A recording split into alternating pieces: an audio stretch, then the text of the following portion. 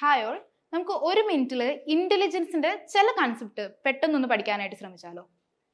Identify the correct matched pair.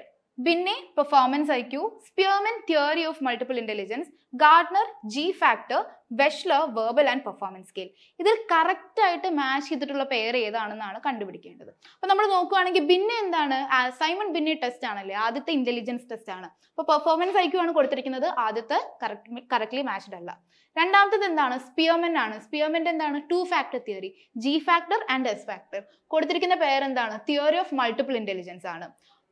അടുത്ത് നോക്കുകയാണെങ്കിൽ എന്താണ്? ഗാർഡ്നറിന്റെ ആണ് theory of multiple intelligence.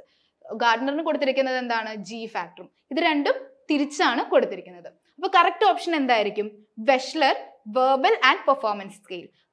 David Wechsler എന്താണ്? വെർബൽ ആൻഡ് പെർഫോമൻസ് സ്കെയിൽ ആണ് പ്രപ്പോസ് ചെയ്തിട്ടുള്ളത്. 3 ടൈപ്സ് ഓഫ് സ്കെയിൽ ഉണ്ട്. അഡൾട്ടിന് വേണ്ടിയിട്ടുണ്ട്, സ്കൂൾ ഗോയിങ് ചിൽഡ്രന് വേണ്ടിയിട്ടുണ്ട്, പ്രൈമറി കുട്ടികൾക്ക് വേണ്ടിയിട്ടുള്ള സ്കെയിലാണ് വെഷ്ലർ പ്രപ്പോസ് ചെയ്തിട്ടുള്ളത്.